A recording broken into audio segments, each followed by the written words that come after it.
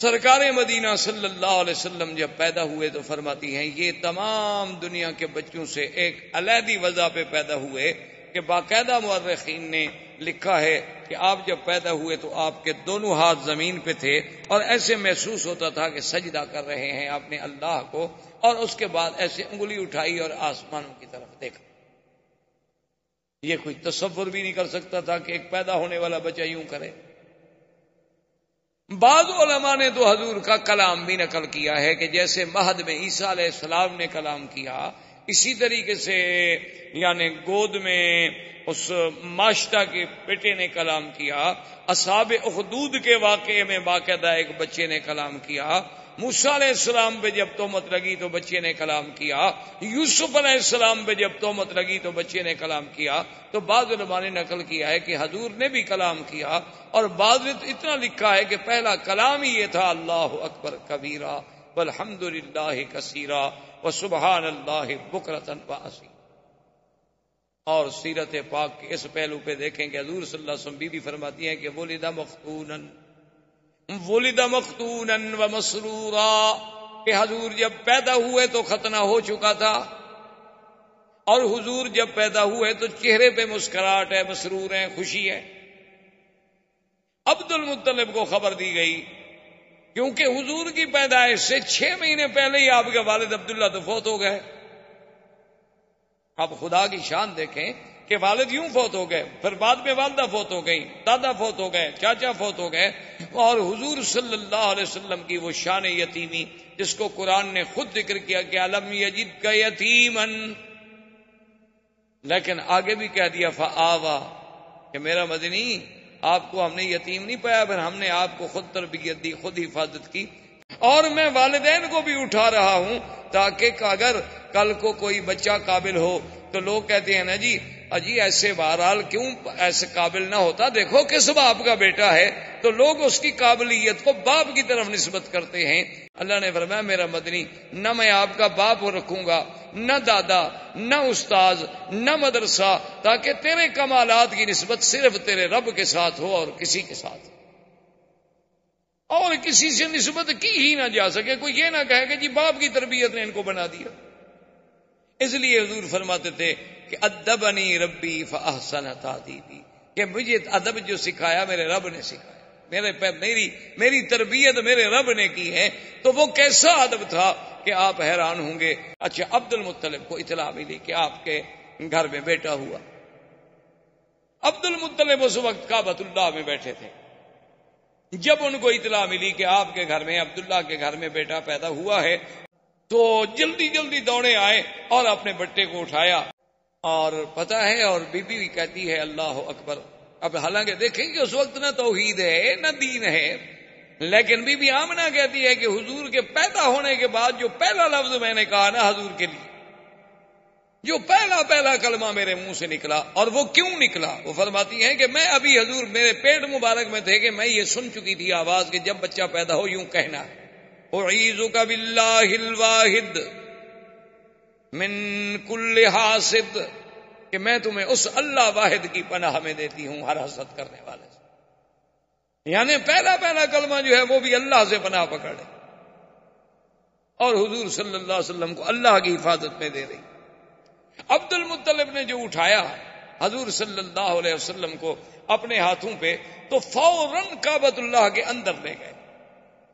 عبد المطلب لے کے آئے اور سب سے پہلے کعبے کے اندر لے گئے، اور کعبے کے اندر جا کے اللہ تبارک و تعالیٰ سے دعا کی کہ مولا میرا بیٹا عبداللہ تو فوت ہو گیا ہے، لیکن اتنے جو تو نے شان والا بچہ مجھے عطا فرمایا ہے تو اس کی حفاظت فرما، اس سے دنیا کے ہر شر سے، دنیا کے ہر حسد سے، دنیا کے ہر عناد سے محفوظ فرما، اور اس کو عظمتیں عطا فرما۔ کعبۃ اللہ کے اندر دعا کر کے واپس آئے، اور آ کے بی بی آمنہ سے کہا کہ خیال رکھنا اس کا چہرہ مجھے بتا رہا ہے کہ ان ابنی ھذا لشان، اس میرے بیٹے میں کوئی بات ضرور ہونی ہے، یہ ہے کوئی شان والا بچہ۔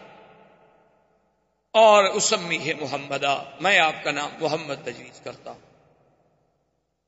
اور سرزمین عرب میں یہ رواج تھا کہ جب بچہ پیدا ہوتا تھا تو وہ خود دودھ نہیں پلاتی تھی مائیں، دودھ پلانے کے لیے انہیں دیہاتوں میں بھیجا جاتا تھا، دور بھیجا جاتا تھا شہروں سے، اور انہیں دور رکھا جاتا تھا. اس کی وجہ مورخین نے لکھی ہے کہ اصل ایک وجہ تو یہ تھی کہ شہر کی فضا اور جو اور خوراک اتنی صاف نہیں ہوتی جتنی دیہات کی صاف ہوتی. تو اس لیے بھی لوگ جو تھے وہ شہروں سے اپنا گھبراتے تھے کہ بھئی بچے کی تربیت باہر کرو کہ اس کی زبان بڑی فصیح. تو اس لیے اب جناب بی بی صاحب ابھی اسی تمنا میں تھی. بنو سعد کے قبیلے کی مرضعات آئیں، مکے میں آ کے بچوں کو تلاش کیا، سب اپنا اپنا بچہ لیتی گئیں. اور جب سنے کہ محمد عربی عبداللہ کے گھر میں پیدا ہوئے، باپ فوت ہو گیا ہے، بھئی یتیم ہے نا. اچھا یہ مطلب نہیں تھا کہ ان کو صرف پیسوں کا خیال ہوتا تھا، وہ دودھ کی کوئی اجرت طے نہیں کرتی تھی، ان کے نزدیک دودھ بیچنا حرام تھا. اچھا خیر جناب وہ یہ ہوا کہ وہ یہ سوچتے تھے کہ بعد میں اکرامیہ جو ہے وہ تو ہمیں ملنا ہے نا، طے نہیں کرتے کہ ہمیں دودھ پلانے کے اتنا پیسے دو. لیکن صاف بات ہے کہ بڑا گھر ہوگا تو اکرام، لباس، کپڑے، یہ وہ ملے گا. اور ایک یتیم بچے کے گھر سے بھی ہمیں کیا ملے گا؟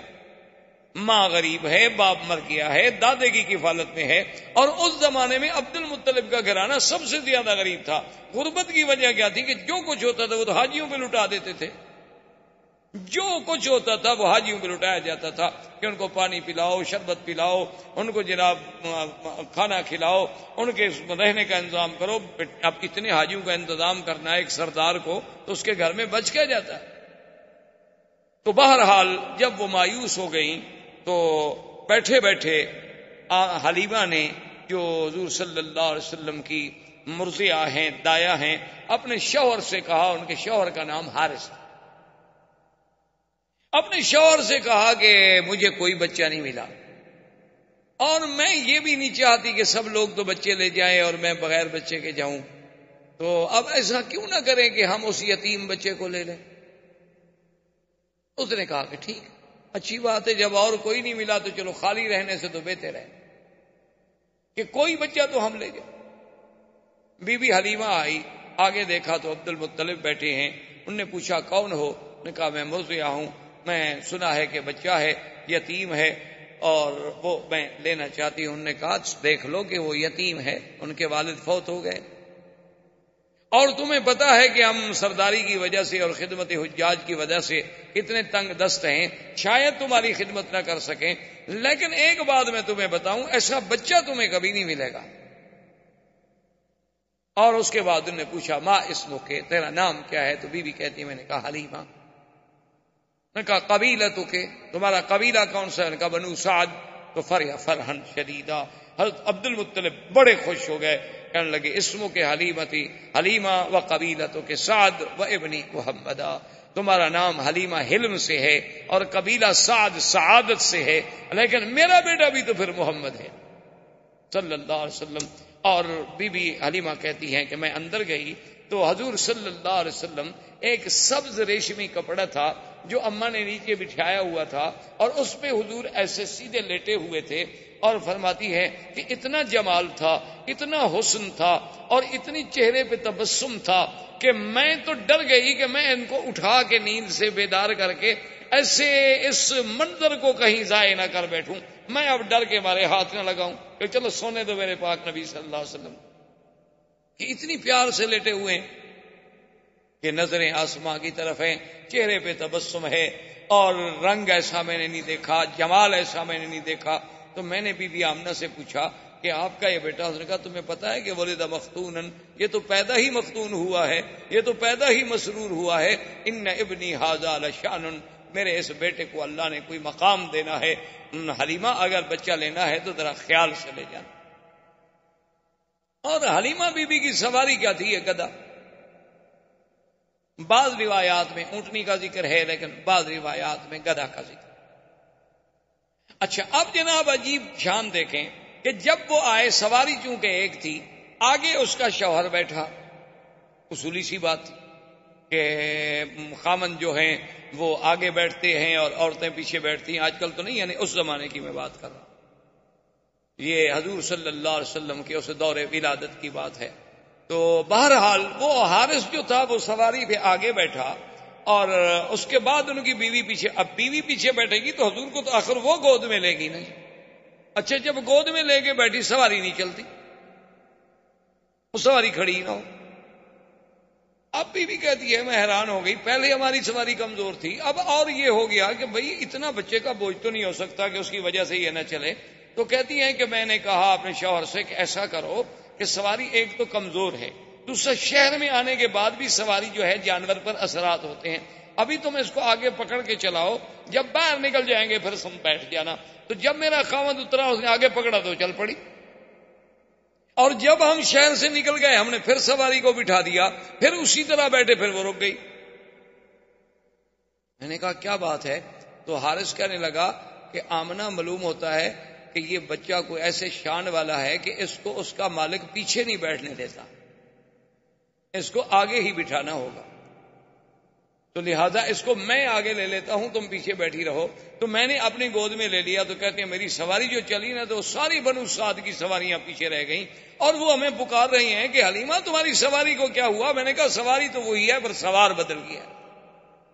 سواری تو میری وہی ہے جو آتے ہوئے چل نہیں سکتی تھی، آتے ہوئے کھڑی نہیں ہو سکتی تھی. اور پھر بی بی حلیمہ کہتی ہے کہ ہمارے علاقے میں غربت کا یہ عالم تھا، پورا علاقہ برباد تھا، کہ اب جناب بھائی کا نام کیا ہے؟ عبداللہ، اور آپ کی دو بہنیں بھی ہیں رضائی، ایک کا نام تھا شیمہ اور ایک کا نام تھا انیسا یا انیسا. میرے گھر میں بھی انقلاب، اور میری بکریاں شام کو چرنے گئی واپس آئیں تو ان کے نت بھرے ہوئے ہیں دودھ سے. ایک ہماری بالکل مریل قسم کی اونٹنی تھی جو اٹھ کے نہیں کھڑی ہو سکتی تھی. تو میرا شوہر دوڑا ہوا آیا، اس نے کہا حلیمہ حلیمہ دیکھا وہ اونٹنی کھڑی ہے اور دودھ اترا ہوا ہے، برتن لاؤ میں دودھ لے کے آؤں. چونکہ اونٹنی کا دودھ عرب کو بڑا محبوب تھا. تو اللہ تبارک و تعالیٰ نے حضور پاک صلی اللہ علیہ وسلم کی بی بی حلیمہ کے گھر جانے سے وہ ظاہری برکتیں، وہ باطنی برکتیں، وہ معنوی برکتیں، وہ حصی برکتیں، وہ وجودی برکتیں ایسے اظہار ہوئے کہ دنیا دنگ رہ گئی. اور پھر بی بی کہتی ہے کہ حضور کے اپنے بدن میں جو بڑھنے کا انداز تھا، یعنی عجیب حیرت کی بات تھی کہ جو بچہ 1 مہینے میں بڑھتا ہے اتنا حضور 1 دن میں بڑھ جاتے تھے. یعنی بی بی صاحبہ فرماتی ہیں جب حضور کی عمر 2 سال کی ہوئی ہے تو آپ 6 سال کے نظر آتے تھے، اور حضور صلی اللہ علیہ وسلم نے 4 مہینے کی عمر میں بولنا شروع فرما دیا. اور اتنے فصیح لفظ کہ اب دیکھیں نا، حضرت ابو بکر صدیق خود قریشی ہے، خود اہل مکہ ہیں. کبھی کبھی انہوں نے ایک دفعہ حضور صلی اللہ علیہ وسلم سے کہا کہ یا رسول اللہ صلی اللہ علیہ وسلم، مجھے بڑی حیرت ہوتی ہے کہ کبھی آپ ایسا لفظ بولتے ہیں کہ ہم عرب ہیں، کرشی ہیں، لیکن ہمیں بھی سمجھ نہیں آتا اس کا ترجمہ. تو حضور نے فرمایا کہ ابو بکر ایسا کیوں نہ ہو، ایسا کیوں نہ ہو. ولدت فی قریش وربیت فی بنو سعد، اللہ نے مجھے قریش میں پیدا کیا اور بنو سعد جیسے قبیلے میں نے وہاں تربیت پائی، میں نے وہاں دودھ کا زمانہ گزارا. اگر میری زبان فصیح نہیں ہوگی تو پھر کس کی زبان فصیح؟